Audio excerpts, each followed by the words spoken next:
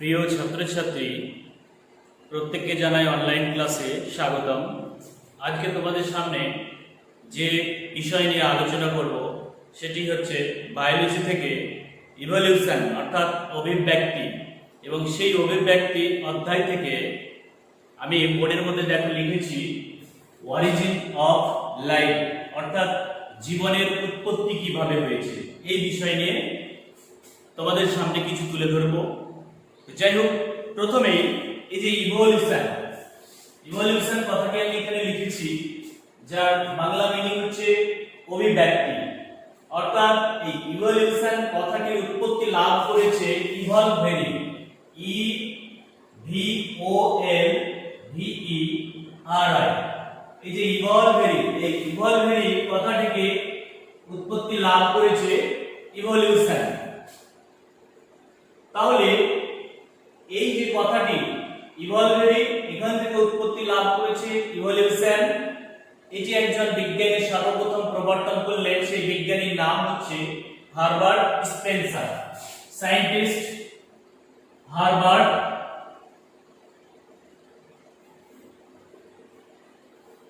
Spencer, বিজ্ঞানীর নাম হচ্ছে হার্বার্ট স্পেন্সার। তিনি সর্বপ্রথম ইভলভেরি থেকে ইভলিউশন কথাটি উৎপত্তি লাভ করেন। এবারে এই যে অভিব্যক্তি বা ইভলিউশন কাকে বলে সেটা একটু আমরা জেনে নেব।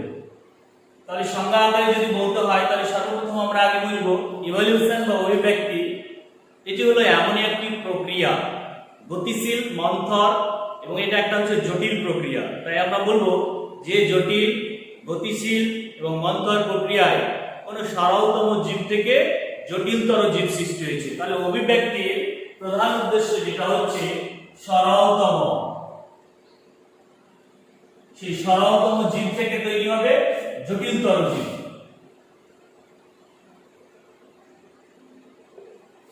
সরলতম জীব থেকে জটিলতর জীব তৈরি হবে এবং সেই প্রসেসটা হচ্ছে মন্থর এবং গতিশীল প্রক্রিয়া। তাহলে আমরা এক কথায় বলতে পারি যে মন্থর, গতিশীল এবং ধারাবাহিক প্রক্রিয়ায় কোন সরলতম জীব থেকে জটিলতর জীব তৈরি হবে, সেই প্রক্রিয়াটির নামই হচ্ছে অভিব্যক্তি বা ইভলিউশন। তাহলে এত জানলাম আমরা অভিব্যক্তি বা ইভলিউশন কাকে বলে। এখন পৃথিবীতে আমরা যে জীব সৃষ্টি রয়েছি, যদি অর্থাৎ হোমো স্যাপিয়েন্স মানুষকে নিয়ে ভাবি, তাহলে মানুষ কিন্তু আজকে বলছে সরাসরি সৃষ্টি হয়নি, এটা বিজ্ঞানের অনুমান বা ধারণা। কিন্তু আমরা এই অধ্যায় পড়তে গিয়ে বিজ্ঞানীদের অনেকের অনেক মতামত জানবো, কিন্তু আমাদের কিন্তু জেনে রাখা উচিত যে পৃথিবীতে প্রত্যেকটা জীবকে সৃষ্টিকর্তা সে কিন্তু আলাদা আলাদাভাবে সৃষ্টি করেছে। কিন্তু এখানে বিজ্ঞানীদের যে ধারণা বা যে চিন্তাধারা, এক একজন এক এক রকম চিন্তাধারা আমাদের সামনে এখানে তুলে ধরেছেন। কেউ সেগুলাকে ইগনোর করেছেন, অর্থাৎ সাপোর্ট করেননি, সমর্থন করেননি। তো সর্বশেষ দুজন বিজ্ঞানী, তাদের বিষয় আমি এখানে তুলে ধরবো। একজন হচ্ছেন বিজ্ঞানী জেভিয়ার স্যালডেন এবং আরেকজন হচ্ছে বিজ্ঞানী ওপারি। তাদের মতবাদকে সর্বাপেক্ষা গ্রহণযোগ্য বলে গ্রহণ করা হয়েছে। তো যাই হোক, এই যে আমাদের ইউনিভার্সাল, এই যে আমাদের আর্থ অর্থাৎ পৃথিবী, তাহলে সর্বপ্রথম আমাদের এখানে জানতে হবে আজকে যে পৃথিবী কিভাবে সৃষ্টি হলো এবং পৃথিবীতে জীব কিভাবে সৃষ্টি হলো। তার জন্য আমি টপিক হিসেবে এখানে লিখেছি তোমাদের অরিজিন অফ লাইফ অর্থাৎ জীবের উৎপত্তি। তাহলে জীবের উৎপত্তির আগে সর্বপ্রথম আমাদের জেনে নেওয়া উচিত এই পৃথিবী কিভাবে সৃষ্টি হলো। তাহলে চলো আমরা আসি পৃথিবী সৃষ্টি কিভাবে হলো। তাহলে এই পৃথিবী সৃষ্টি সম্পর্কে মতবাদ এক একজন বিজ্ঞানীরা এক এক রকম ভাবে তুলে ধরেছেন। তবে এখানে দুটি মতবাদ, একটা হচ্ছে গ্রহ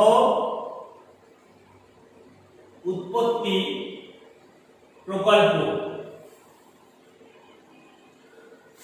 তোমরা হয়তো নিচু ক্লাসে পড়েছো, ক্লাস 9 বেসিক ক্লাসে দেওয়া ছিল কম বেশি। গ্রহ উৎপত্তি প্রকল্প, এই প্রকল্পে বলা হয়েছে যে কোনো একটা জ্বলন্ত অগ্নিপিণ্ড সূর্য থেকে খণ্ড একটা অংশ ছিটকে পড়ে, তাপ বিকিরণ করে, তারপরে এই পৃথিবীর সৃষ্টি হয়েছে। দ্বিতীয় নাম্বার বলা হয় নেবুলার প্রকল্প, নেবুলার প্রকল্প অর্থাৎ এই প্রকল্পে বলা হয় এই যে মহাজাগতিক রশ্মি, সেই মহাজাগতিক রশ্মির সঙ্গে ধূলিকণা কনজাস্টেড ঘনীভূত হয়ে এই পৃথিবীর সৃষ্টি হয়েছে। তাহলে পৃথিবী সৃষ্টি সম্পর্কে দুটি মতবাদ, একটা গ্রহ উৎপত্তি, একটা নেবুলার প্রকল্প, সেটা আমাদের জানা হলো। এখন হচ্ছে এই পৃথিবীতে এবারে জীব কিভাবে সৃষ্টি হলো, অর্থাৎ অরিজিন অফ লাইফ, জীবনের উৎপত্তি কিভাবে লাভ করলো, সে বিষয় নিয়ে আমরা আসব।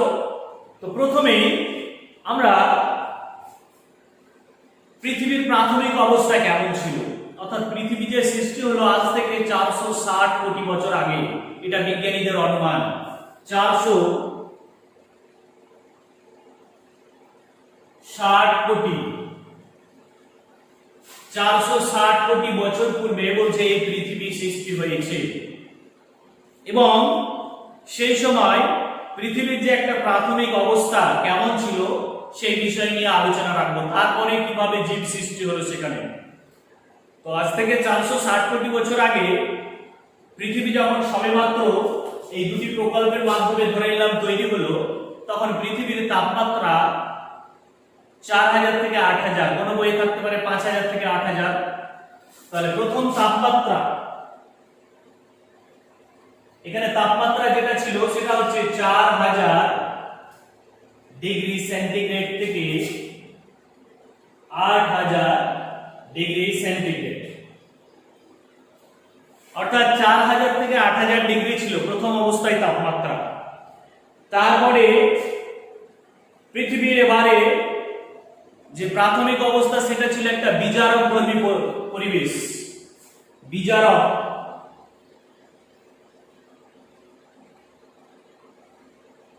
বিজারকধর্মী পরিবেশ। পরিবেশটা বিজারকধর্মী বলতে অর্থাৎ সেখানে সূর্য রশ্মি, মহাজাগতিক রশ্মি, আল্ট্রাভায়োলেট রে, যেটাকে আমরা বলি ইউভি রে, অর্থাৎ আল্ট্রাভায়োলেট রশ্মি বা অতিবেগুনি রশ্মি। এবং এই যে বজ্রবিদ্যুতের যে স্ফুলিঙ্গ সেটা বিনা বাধায় অর্থাৎ আবাদ পতনশীল ছিল এই পৃথিবীতে। আর পৃথিবীতে যে বিভিন্ন ধরনের মৌল, carbon, hydrogen, oxygen, nitrogen, carbon, hydrogen, oxygen এবং নাইট্রোজেন, এই জাতীয় মৌলগুলি সম্পূর্ণ আলাদা আলাদা রূপে প্রকৃতিতে ছিল। এবং এখানে আমি বললাম মহাজাগতিক রশ্মি, অতি বেগুনি রশ্মি অর্থাৎ ইউভি রে, এগুলো সব আলাদাভাবে পতন ছিল, যার ফলে পরস্পরের সঙ্গে একটা বিক্রিয়া ঘটেছিল। এবং এই যে কার্বন, হাইড্রোজেন, অক্সিজেন, নাইট্রোজেন, এখান থেকে ওই মহাজাগতিক রশ্মি এবং বজ্রবিদ্যুতের ফলে পরস্পরের সঙ্গে বিক্রিয়া করে তৈরি করেছিল CH4 অর্থাৎ মিথেন। তারপরে তৈরি হয়েছিল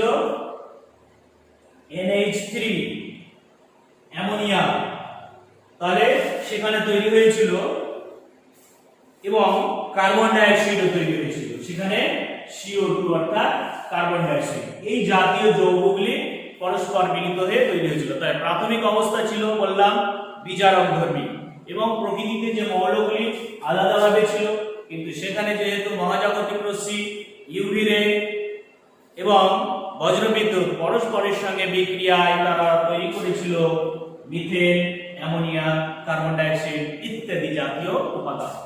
এটি ছিল প্রাথমিক অবস্থা। এবারে এই যে প্রাথমিক অবস্থা, এই প্রাথমিক অবস্থায় যদি বলা হয় শক্তির উৎস কি ছিল, শক্তির উৎস হিসেবে কি ছিল প্রাথমিক অবস্থায়, তাহলে আমরা একটা কথাই বলবো যে প্রাথমিক অবস্থায় যেহেতু পরিবেশটা বিজারকধর্মী ছিল, তাই শক্তির উৎস ছিল, আমরা ওই 3-4টে কথা বলবো। একটা বলবো মহাজাগতিক রশ্মি, দ্বিতীয় বলবো আমরা বজ্রবিদ্যুৎ, তৃতীয় বলবো আমরা 3 নাম্বার, সেটা হচ্ছে ইউভি রে অর্থাৎ অতিবেগুনি রশ্মি। এবারে আমরা আসবো সাগরের সৃষ্টি কিভাবে হলো, সাগরের সৃষ্টি।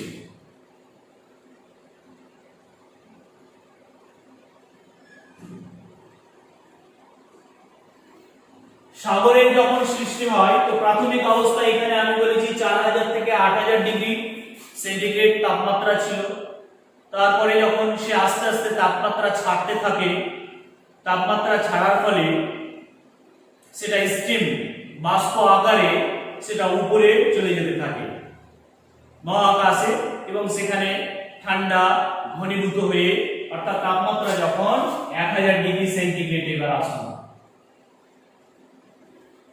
তাপমাত্রা এবার 1000 ডিগ্রি সেন্টিগ্রেডে আসার পর বাষ্প আকারে যখন উপরে সেই জলীয় বাষ্প উঠতে লাগলো, সেখানে ঠান্ডা ঘনীভূত হয়ে পৃথিবীতে আবার বৃষ্টির ধারা অর্থাৎ এখান থেকে বৃষ্টি ধারা হিসেবে পৃথিবীতে চলে আসলো। তারপর পৃথিবীতে যে বিভিন্ন উপত্যকা, সেই জায়গাতে সেই বৃষ্টির জল জমে গিয়ে তৈরি হলো সর্বপ্রথম সাগর, অর্থাৎ সাগরের সৃষ্টি হলো।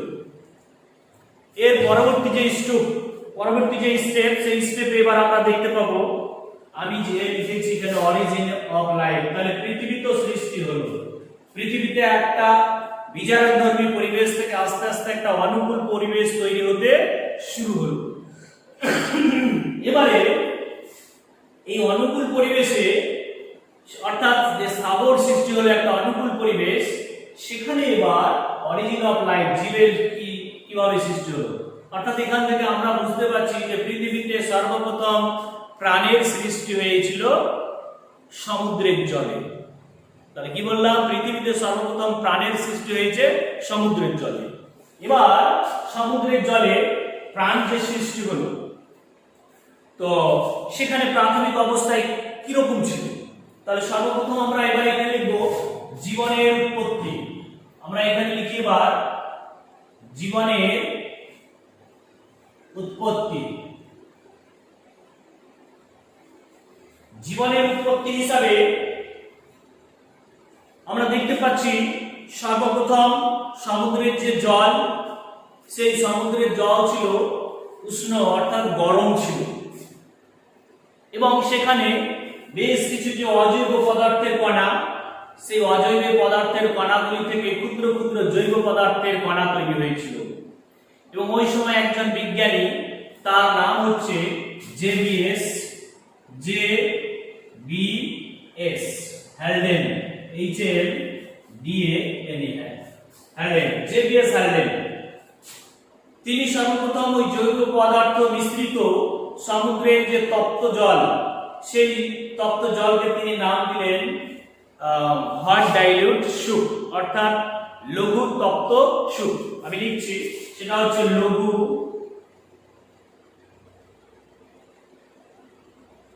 তপ্ত সুপ, বাংলায় সেটা বলবো। আর ইংরেজিতে যদি বলি তাহলে আমরা বলবো এটাকে হট ডাইলিউট, SOUP, এই যে হট ডাইলিউট সুপ অর্থাৎ লঘু তপ্ত সুপ। অর্থাৎ সমুদ্রের জলে বিভিন্ন জৈব অজৈব পদার্থ থেকে যে জৈব পদার্থের কণাগুলি ভাসমান অবস্থায় ছিল, এবং সেই যেখানে জীব সৃষ্টির প্রধান রসদ হিসেবে যেটাকে ভেবে নেওয়া হয়। তাহলে এটি সর্বপ্রথম একজন বিজ্ঞানী ওই সমুদ্রের জলে মেশানো জৈব পদার্থের ক্ষুদ্রতম কণাগুলিকে তিনি বললেন হট ডাইলিউট সুপ বা লঘু তপ্ত সুপ। সেই ক্ষুদ্রতম কণাগুলির নাম হিসাবে আমরা বলতে পারি পিউরিন, পিরিমিডিন বেস এবং আরো অন্যান্য উপাদান। তাহলে সেগুলোর নাম হচ্ছে পিউরিন, পিরিমিডিন, পিউরিন এবং পিরিমিডিন জাতীয় উপাদান। তারপরে সেখান থেকে আবার গঠিত হলো কোয়াসারভেট এবং মাইক্রোস্ফিয়ার বলতে পারি। তাহলে এখানে আমরা লিখব কোয়াসারভেট। এবার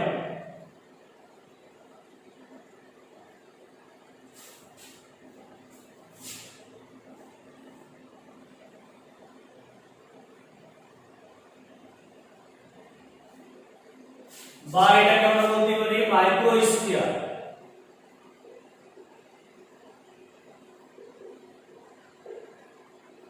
এই যে কোয়াসারভেট বা মাইক্রোস্ফিয়ার, অর্থাৎ এখানে যেটা আমরা লিখেছি হট ডাইলিউট স্যুপ বা লঘু তপ্ত স্যুপ, যেটা বিজ্ঞানী জেবিএস হ্যালডেনের মতে সমুদ্রের জলে মেশানো ক্ষুদ্রতম কণাগুলিকে তিনি বললেন হট ডাইলিউট স্যুপ। আর এই হট ডাইলিউট স্যুপ অর্থাৎ এই যে ক্ষুদ্রতম কণাগুলি আলাদা আলাদা ছিল, তারা এবার হলো কি এখানে পরস্পরের সঙ্গে মিলিত হলো। এরকম ভাবে সমুদ্রের জলে ক্ষুদ্রতম কণাগুলি পরস্পরের সঙ্গে মিলিত হলো। এভাবে মিলিত হওয়ার পর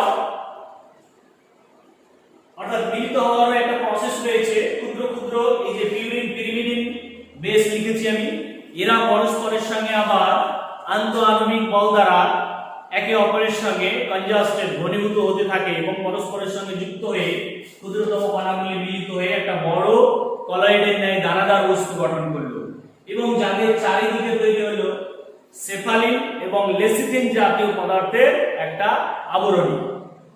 এবং অপেক্ষাকৃত এই হট ডাইলিউট স্যুপে যে দানাদার বস্তুগুলি ছিল পিউরিন পিরিমিডিন, তাদের থেকে একটু বড় বড় দানাদার বস্তু গঠন হলো। তখন ওই সময় আরো একজন বিজ্ঞানী আসলেন, তার নাম হচ্ছে বিজ্ঞানী আলেকজান্ডার আই ওপারিন। আলেকজান্ডার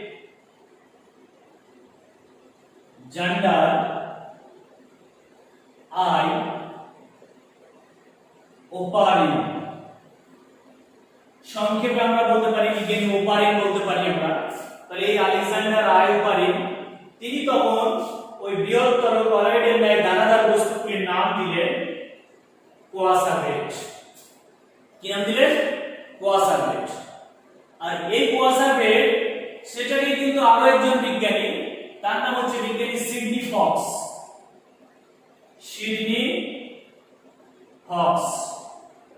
তিনি আবার ওই কোয়াসার্ভেটটাকে তিনি আবার কিন্তু মাইক্রোস্ফিয়ার বললেন। তাহলে একজন বিজ্ঞানী ওই কলয়েডের ন্যায় দানাদার বস্তুকে কোয়াসার্ভেট বলছেন, আর আরেকজন বিজ্ঞানী সেটাকে আবার বলছেন মাইক্রোস্ফিয়ার।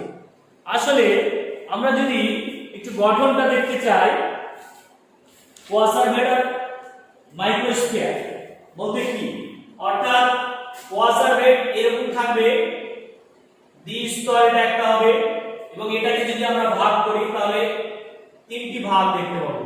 অর্থাৎ এটা হচ্ছে একটা ভাগ, এই ভাগটাতে আমরা দেখতে পাবো এটা হচ্ছে প্রোটিন, আর বাকি যে দুটো দেখতে পাচ্ছি সেই দুটো থাকবে লিপিড এবং কার্বোহাইড্রেট। এখানে থাকবে লিপিড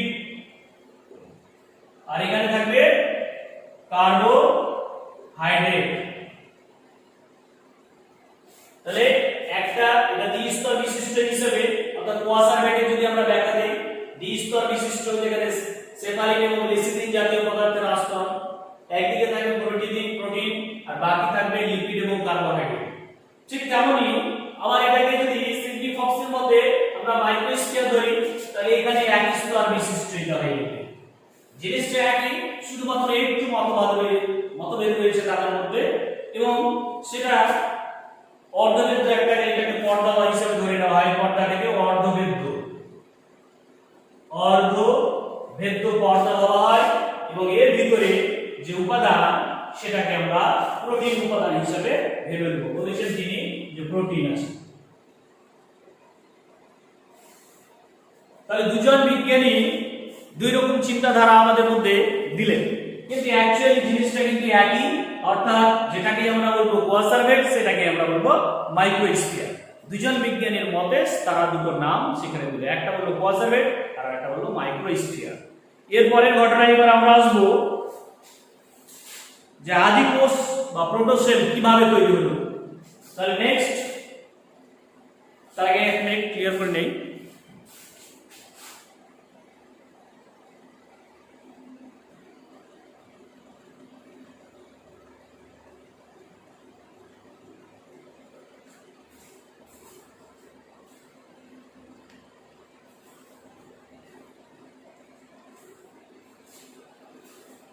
এবারে আমি লিখেছি যে আদিকোষ বা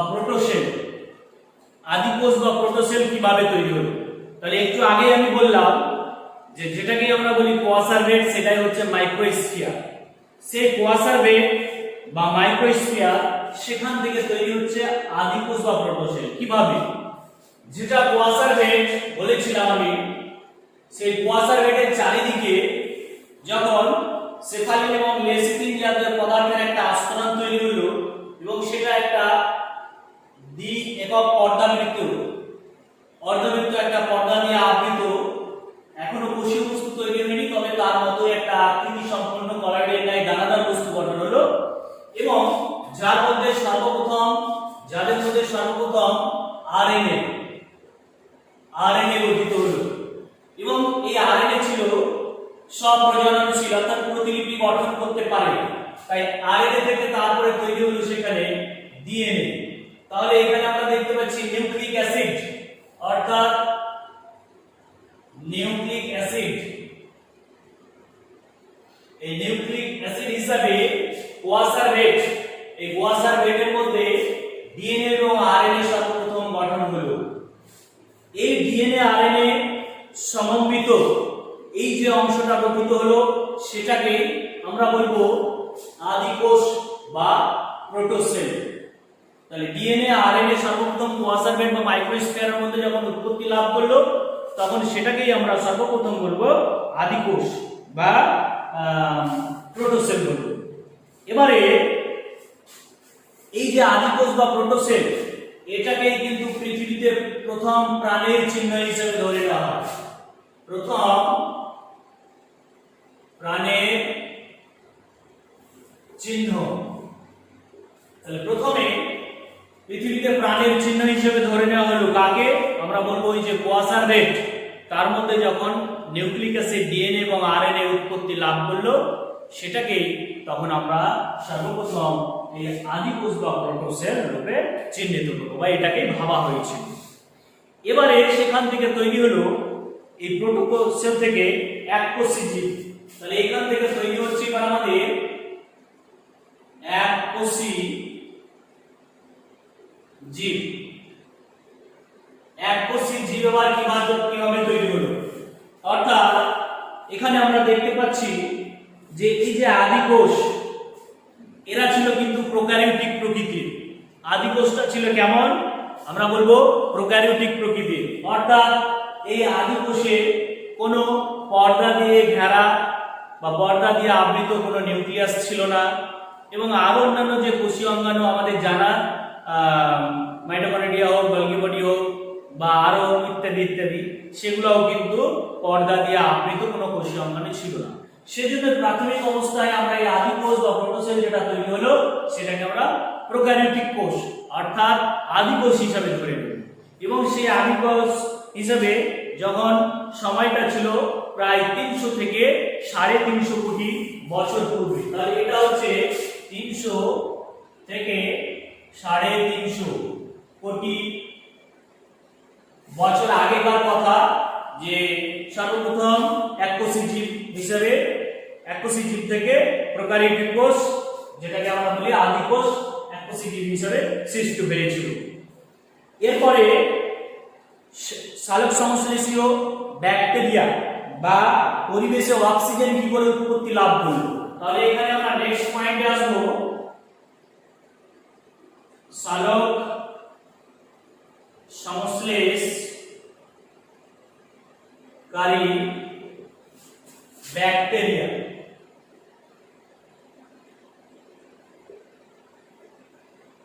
এবং O2 অর্থাৎ অক্সিজেন উৎপত্তি। নেক্সট এবারে আসছি আমরা অক্সিজেনের উৎপত্তি কিভাবে তৈরি হলো। তাহলে প্রাথমিক অবস্থায় যখন প্রোক্যারিওটিক কোষ তৈরি হয়েছিল সেখানে কিন্তু পরিবেশটা তখনও কিন্তু অনুকূল ছিল না, অর্থাৎ আমরা ধাপে ধাপে আসছি, তখনও কিন্তু আমাদের পরিবেশে কোনো জীব স্বাভাবিকভাবে বেঁচে থাকার জন্য যে একটা অনুকূল পরিবেশ ছিল না, অর্থাৎ মুক্ত অক্সিজেন ছিল না। অর্থাৎ তাহলে আমরা এখানে এখন খেয়াল রাখবো আজ থেকে 300 থেকে 350 কোটি বছর আগে ওই যে প্রোটোসেল বা আদিকোষ, সেখান থেকে এককোষী জীব মাইক্রোপ্লাজমা, লেডলাই ইত্যাদি ধরে নিতে পারি বা ব্যাকটেরিয়া, সালফার, তাহলে তারা কি করে বেঁচে থাকতো? সেখানে তো অক্সিজেন ছিল না, তো বলছে তারা কোনো রাসায়নিক উপাদান বা রাসায়নিক বিক্রিয়ার সাহায্যে কোনো রাসায়নিক উপাদান নিয়ে তারা খাদ্য তৈরি করতে বেঁচে থাকতো। যেমন আমরা সালফার ব্যাকটেরিয়া ধরে নিতে পারি, সেই সালফার ব্যাকটেরিয়া সে ছিল প্রোক্যারিওটিক কোষ। এবার সেখান থেকে আবার সালোকসংশ্লেষকারী ব্যাকটেরিয়া এবং সেখান থেকে অক্সিজেন কিভাবে তৈরি হচ্ছে। তো সমুদ্রের জলে সেই সালফার জাতীয় ব্যাকটেরিয়া, সালফার গঠিত ব্যাকটেরিয়া তারা সমুদ্রের জলে ম্যাগনেসিয়াম পেয়েছিল। সমুদ্রের জলে ম্যাগনেসিয়াম নামক উপাদান, তাহলে এই ম্যাগনেসিয়াম Mg অর্থাৎ এই ম্যাগনেসিয়াম উপাদান নিয়ে তারা তৈরি করলো ক্লোরোফিল, অর্থাৎ ম্যাগনেসিয়ামের সাহায্যে গঠিত করলো ক্লোরোফিল।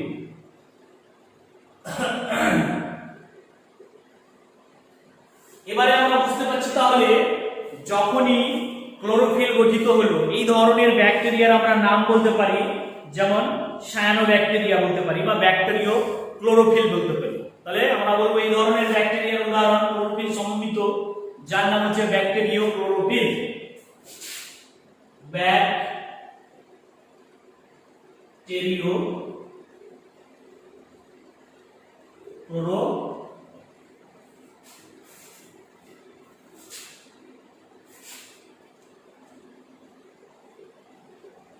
ব্যাকটেরিয়া ক্লোরোফিল, অর্থাৎ যে ব্যাকটেরিয়ার মধ্যে ক্লোরোফিল থাকে। এরা এবার কি করলো, নানা ধরনের বিক্রিয়ার মাধ্যমে অর্থাৎ সালোক সংশ্লেষ প্রক্রিয়ায় এরা প্রকৃতিতে এবার অক্সিজেনের প্রোডাকশন ঘটাতে লাগলো, অর্থাৎ আমাদের এই মুক্ত পরিবেশে অক্সিজেন ছাড়তে শুরু করলো। যখনই আমাদের মুক্ত পরিবেশে অক্সিজেন ছাড়তে শুরু করলো তখন আমাদের এই পৃথিবীটা ওই বিজারক ধর্মী থেকে আস্তে আস্তে একটা অনুকূল পরিবেশ গঠন হতে শুরু করলো। এবারে যখন অনুকূল পরিবেশ গঠন হলো তখন সেখান থেকে ওই প্রোক্যারিওটিক কোষ থেকে তৈরি হলো, অর্থাৎ এখানে যদি আমরা এটাকে প্রোক্যারিওটিক ধরি, প্রোক্যারিওটিক অর্থাৎ যেটাকে আমরা ওই আদি কোষ বলেছিলাম, ওই আদি কোষটাই হচ্ছে কিন্তু আমাদের প্রোক্যারিওটিক।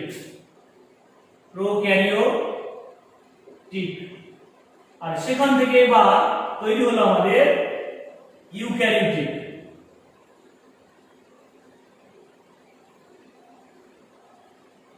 ইউক্যারিওটিক কোষ তৈরি হলো। তাহলে প্রোক্যারিওটিক কোষ থেকে ইউক্যারিওটিক কোষ কিভাবে তৈরি হলো সেটা আমরা জানলাম। এরপরে আমরা জানবো বহুকোষী জীব কিভাবে সৃষ্টি হলো। বহুকোষী জীব,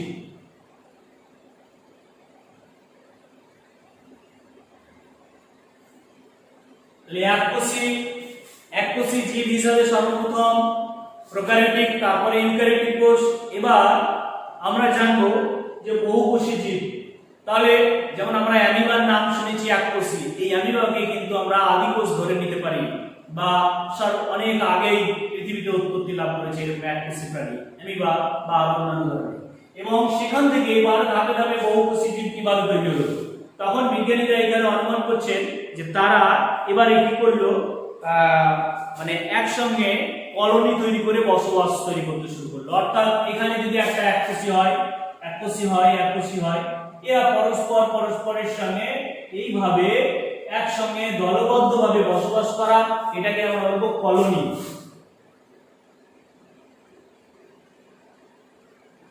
অর্থাৎ কলোনি তৈরি করে তারা বসবাস করতে শুরু করলো। আর যখনই তারা কলোনি তৈরি করে বসবাস করতে শুরু করলো তখন সেখান থেকে তৈরি হলো বহুকোষী জীবগোষ্ঠী।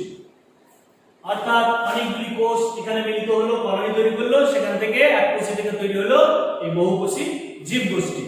এবারে এই বহুকোষী জীবগোষ্ঠী এরা আবার দুটি ধারায় বিভক্ত হয়ে গেল।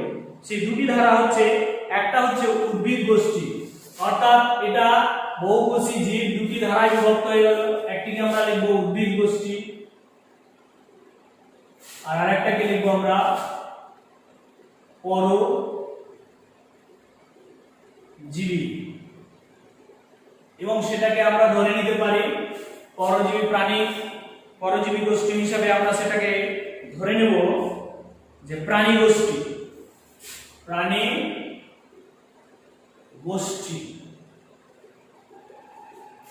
তাহলে দেখো এককোষী থেকে তৈরি হলো বহুকোষী এবং উদ্ভিদ গোষ্ঠী, এবং পরজীবী বা প্রাণী গোষ্ঠী হিসেবে দুটি শাখায় বিভক্ত হয়ে গেল। এবার মেরুদণ্ডী প্রাণীদের আবির্ভাব, অর্থাৎ পৃথিবীতে এই যে বহুকোষী প্রাণী হিসেবে এবার মেরুদণ্ডী প্রাণীর আবির্ভাব ঘটল। তাহলে প্রাণী গোষ্ঠী হিসেবে এবার মেরুদণ্ডী প্রাণীর আবির্ভাব।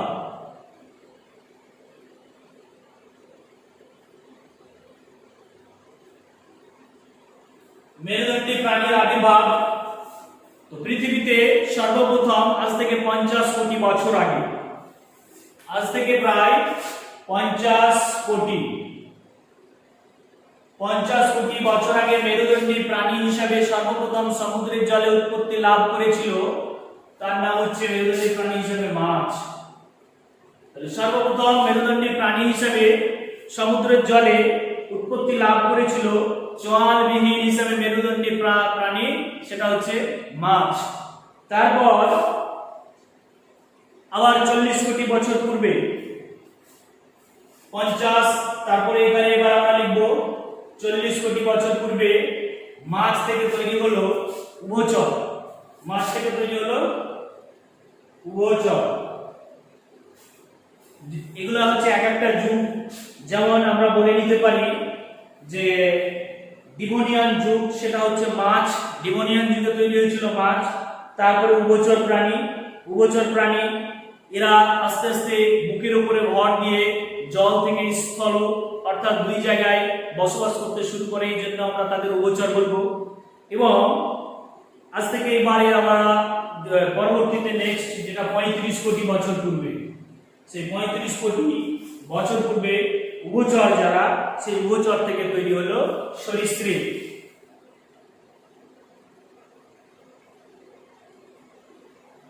সরীসৃপ প্রাণীর সৃষ্টি হলো 35 কোটি বছর পূর্বে। এবং উদ্ভিদ হিসেবে উদ্ভিদ জগতের বিবর্তন ঘটলো ওখানে। উদ্ভিদ জগতের বিবর্তন হিসেবে আমরা বলতে পারি মস বা ফার্ন। তাহলে এখানে আমরা উদ্ভিদ জগৎ হিসেবে ফার্ন বা পাইন বা ফার্ন ইত্যাদি জাতীয় উদ্ভিদগুলি সৃষ্টি লাভ করে, অর্থাৎ তারা ছিল ব্যক্তবীজী। অর্থাৎ এখানে আমরা এদেরকে বলবো ব্যক্তবীজী। তাহলে প্রথম দিকে উদ্ভিদ জগতের বিবর্তন হিসেবে ব্যক্তবীজী উদ্ভিদের সৃষ্টি হলো। আর প্রাণী জগতের ক্ষেত্রে 50 কোটি বছর আগে মাছ, তারপরে 40 কোটি আগে উভচর এবং 35 কোটি বছর আগে সরীসৃপ। এটা বিজ্ঞানীদের অনুমান বা ধারণা। এবারে সরীসৃপ বা এই মস বা ফার্ন জাতীয় উদ্ভিদ থেকে কি তৈরি করলো, ধাপে ধাপে পরিবর্তন। তাহলে সেখান থেকে আমরা নেক্সট যে ধাপ আসবো, সেই সরীসৃপ থেকে তৈরি হলো পরবর্তীতে, সেটা হচ্ছে বা আরো একটু জেনে নেই আমরা এই যে সরীসৃপ, এই সরীসৃপ যুগটাকে আমরা তখন সেই হিসাবে বলবো আমরা মেসোজোয়িক যুগ। এই মেসোজোয়িক যুগে সর্ববৃহৎ সরীসৃপ হিসেবে আমরা প্রত্যেকেই জানি যে ডাইনোসরের যুগ বলা হতো। তাহলে বৃহৎ সরীসৃপ হিসেবে ডাইনোসর ছিল এবং ছোট ছোট সরীসৃপ হিসেবে অনেক কিছু সরীসৃপ ছিল। এবং সেখান থেকে সেই সরীসৃপ জাতীয় থেকে আবার যেহেতু আমরা এটা ইভলিউশন বা ওয়েভব্যাক করছি, অর্থাৎ সরলতম জীব থেকে জটিলতর জীব, নানা ধরনের পরিবর্তনের মাধ্যমে সেই সরীসৃপ থেকে তৈরি হয়েছে বিজ্ঞানীদের অনুমান। সেখানে তারা বলছে আবার দুটি ভাগে ভাগ হয়ে একটা তৈরি হয়েছিল পাখি আর একটা তৈরি হয়েছিল স্তন্যপায়ী। তাহলে এই সরীসৃপ থেকে তৈরি হয়েছিল পাখি আর এদিকে তৈরি হলো স্তন্যপায়ী প্রাণী। মানে সরীসৃপ থেকে আবার তৈরি হলো পাখি এবং স্তন্যপায়ী প্রাণী। অর্থাৎ আমাদের এই যে পরিবেশে বিভিন্ন ধরনের পাখি দেখতে পাচ্ছি এবং স্তন্যপায়ী প্রাণী হিসেবে মানুষ, গরু, ছাগল, ভেড়া, গিনিপিগ থেকে শুরু করে যারা বাচ্চা প্রসব করে দুগ্ধ পান করে মানুষ হয়, এই সমস্ত যে প্রাণী সৃষ্টি হয়েছে সেটা ওই সরীসৃপ থেকে উৎপত্তি লাভ করেছে। আর প্রাণী জগতে পরে এবার উদ্ভিদ জগতের যে ব্যক্তবীজী, এই ব্যক্তবীজী থেকে তৈরি হয়েছে আস্তে আস্তে ধাপে ধাপে পরিবর্তনের মাধ্যমে গুপ্ত বীজ। অর্থাৎ যে সকল উদ্ভিদের বীজগুলি খোলামেলা থাকবে না, ফলের মধ্যে লুকানো অর্থাৎ ঢাকানো অবস্থায় থাকবে, ঢাকা অবস্থায়, তাদেরকে আমরা কথা বলবো গুপ্ত বীজ। তাহলে এখানে আমরা দেখতে পেলাম যে কিভাবে এক একটা যুগ অতিক্রম করে এক একটা সময় অতিক্রান্ত হওয়ার পর একটা স্টেপ বাই স্টেপ ধাপে ধাপে কালক্রমে পরিবর্তন আস্তে আস্তে একটা অনুকূল পরিবেশ তৈরি হলো এবং সেখানে সর্বপ্রথম এককোষী জীব প্রোক্যারিওটিক কোষ এবং সেখান থেকে ইউক্যারিওটিক কোষ, তারপরে ওই এককোষী ইউক্যারিওটিক কোষ থেকে কি করে সেখানে বহুকোষী তারা কলোনি তৈরি করে জীব গঠন করলো সেটা আমরা জানলাম। সেটা উদ্ভিদ জগৎ প্রাণী জগৎ ভাগ হয়ে গেল। আবার সেখান থেকে মেরুদণ্ডী প্রাণী, তাহলে মেরুদণ্ডী প্রাণী হিসেবে আবার সর্বপ্রথম 50 কোটি বছর আগে সর্বপ্রথম যে জীব তৈরি হয়েছিল যে প্রাণী সেটা হচ্ছে আমরা বলবো মাছ। এবং মাছ থেকে আবার পরিবর্তনের মাধ্যমে উভচর থেকে সরীসৃপ, আর সরীসৃপ থেকে তৈরি হলো পক্ষী এবং স্তন্যপ্রাণী। পৃথিবীতে বলছে এইভাবে প্রাণী সৃষ্টি হয়েছিল, অর্থাৎ এটাই হচ্ছে আমাদের অরিজিন অফ লাইফ। এবারে আরো একটা জিনিস এখানে তোমাদের একটু তুলে ধরবো, যে পৃথিবীর পরিবেশটা ছিল বিজারক ধর্মী। তাহলে সেই বিজারক ধর্মী পরিবেশ আমরা একটা ল্যাবরেটরির মাধ্যমে কিভাবে অজৈব বস্তু থেকে জৈব বস্তু তৈরি হলো সেটা একটু জাস্ট জেনে নেব।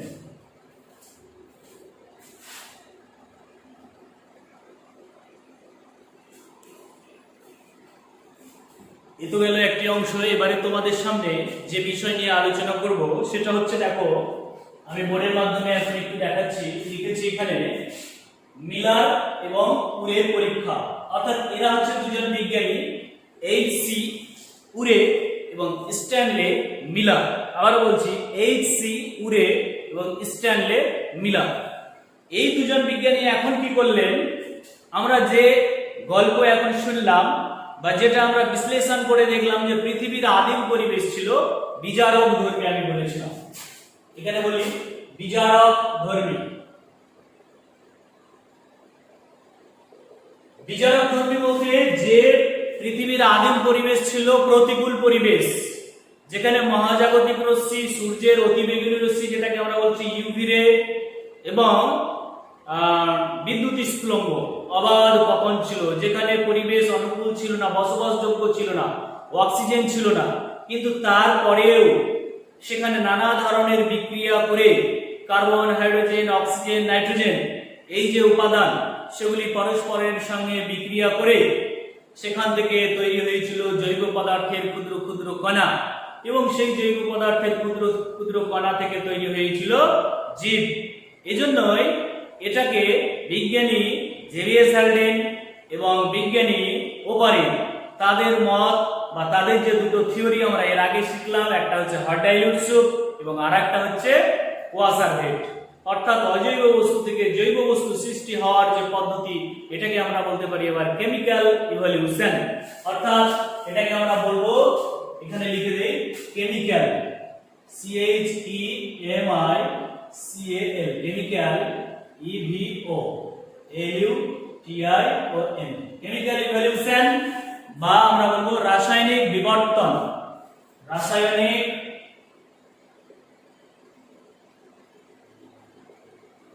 বিবর্তন।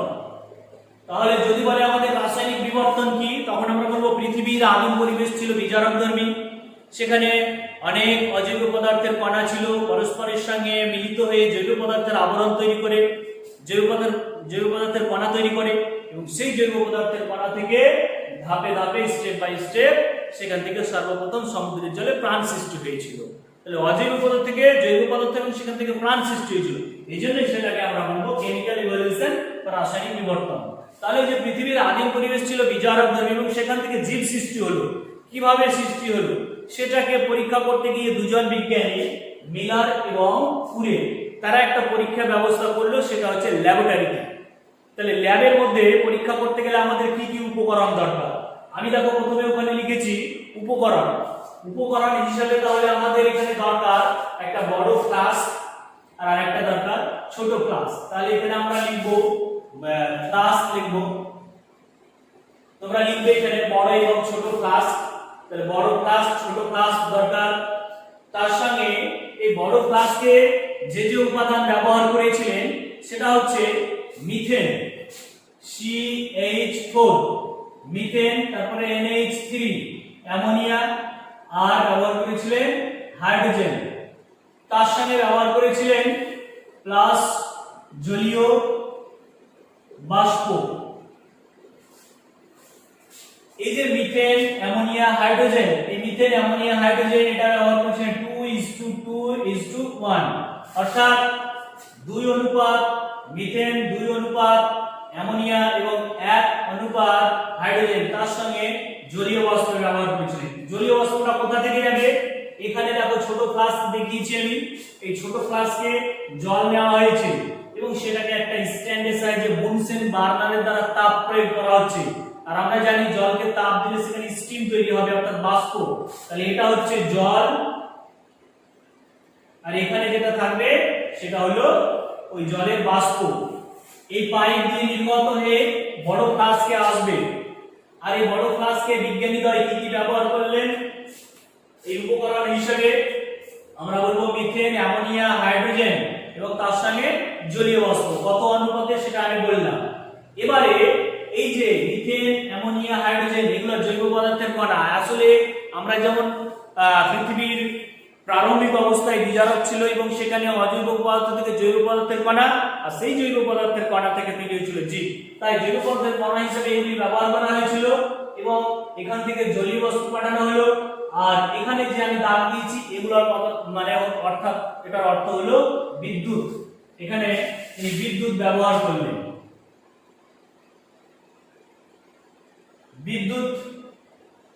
বিদ্যুৎটা কত ছিল? পৃথিবীর ওই যে বিজারকধর্মী পরিবেশ, সেখানে ইউভি রশ্মি এবং বজ্র বিদ্যুৎ ছিল, তাই সেখানে তার বিকল্প হিসেবে এখানে আমরা ইলেকট্রিক অর্থাৎ বিদ্যুৎ এখানে ব্যবহার করব। তো কোনো কোনো বইয়ে থাকতে পারে এক একটা বই এক এক রকম, আমরা ধরে নিলাম একটা হিসেবে এখানে 60,000 ভোল্ট, অর্থাৎ 60,000 ভোল্ট হিসেবে এখানে বিদ্যুৎ ব্যবহার করেছিলেন ওই এইচসি অর্থাৎ স্ট্যানলি মিলার এবং এইচসি উরে দুজন বিজ্ঞানী ওই 60,000 ভোল্টের বিদ্যুৎ ব্যবহার করেছিলেন এই জায়গায়। এবারে যখন বিদ্যুৎ স্ফুলঙ্গ হতে লাগলো তখন এই যে উপাদানগুলি আর এই যে জলীয় বাষ্প যাচ্ছে এখানে পরস্পরের সঙ্গে এখানে ওই বিজারকধর্মী পরিবেশের মতো এখানেও কিন্তু বিক্রিয়া করে এবারে জৈব পদার্থের ক্ষুদ্র ক্ষুদ্র কণা তৈরি হলো, যাদের নাম হচ্ছে এবার আমরা লিখবো অ্যাসপার্টিক অ্যাসিড। তাহলে এখান থেকে উপাদান আমরা লিখলাম উপকরণ হিসেবে একটা ল্যাবরেটরি, বড় ক্লাস, ছোট ক্লাস বা আরো যা যা উপকরণ লাগে। তারপরে উপাদান হিসেবে কি উপাদান বললাম। এবার পরীক্ষা অর্থাৎ একটা ল্যাবরেটরিতে আমরা প্রথমে বলবো একটা বড় ক্লাসকে মিথেন অ্যামোনিয়া 2:2:1 অনুপাতে নেওয়া হলো, 60,000 বিদ্যুৎ ভোল্ট পাঠানো হলো, এখান থেকে জলীয় বাষ্প বুনসেন বার্নারের মাধ্যমে পাঠানো হলো। এখান থেকে যখন এই উপাদানটা বের হবে তখন এখানে আমি লিখেছি কন্ডেন্সার, অর্থাৎ যার দ্বারা এই যে উষ্ণ বায়ু এখানে আসবে সেই উষ্ণ বায়ুকে আবার শীতলকরণ করা হবে কন্ডেন্সারের সাহায্যে। মানে এখানে শীতল জল নির্গত হবে আর ওই গরম জলীয় বাষ্পকে শীতল করা হবে, দিয়ে এখানে এসে কিন্তু আমাদের ওই উপাদান যে উপাদানটা আমরা তৈরি করতে চাইছি মানে সমুদ্রের জলে যেমন প্রাণ সৃষ্টি হয়েছিল, তাহলে এখানে এবার তৈরি হবে যে উপাদানগুলো, সেই উপাদানগুলো হিসাবে আমরা লিখতে পারি সেটা হচ্ছে আমরা লিখবো পরপর। এখন এখানে অ্যাসপার্টিক অ্যাসিড, অ্যাডেনিন, গ্লাইসিন। তাহলে এখানে পর্যবেক্ষণে আমরা দেখতে পাচ্ছি glycine, aspartic,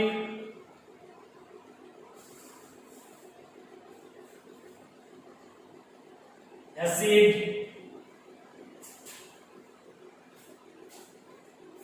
glycine, aspartic acid.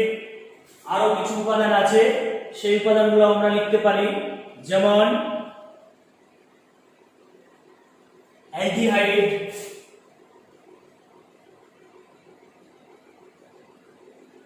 এই জাতীয় উপাদানগুলি তৈরি হলো। যখনই এই জাতীয় উপাদানগুলি তৈরি হলো তারপরে সেখান থেকে কিন্তু এবারে একটা জীব সৃষ্টির প্রধান রসদ পেয়ে গেল এবং সমুদ্রের জলে সর্বপ্রথম তখন প্রাণ হিসেবে এককোষী প্রাণ তৈরি হয়েছিল এবং সেখান থেকে ধাপে ধাপে প্রোক্যারিওটিক থেকে ইউক্যারিওটিক এবং এককোষী থেকে বহুকোষী জীব সৃষ্টি হয়েছিল।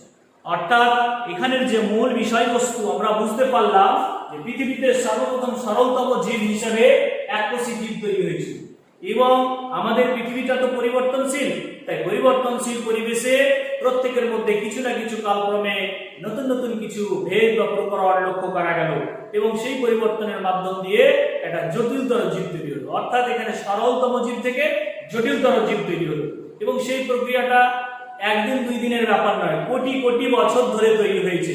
এটা বিজ্ঞানীদের অনুমান বা ধারণা, যার মধ্য দিয়ে সেই সরলতম জীব থেকে গতিশীল মন্থর ধারাবাহিক প্রক্রিয়ায় জটিলতর জীব সৃষ্টি হলো।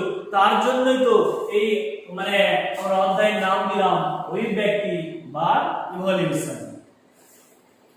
এই হচ্ছে আজকের মতো class. Thank you everybody for watching this video.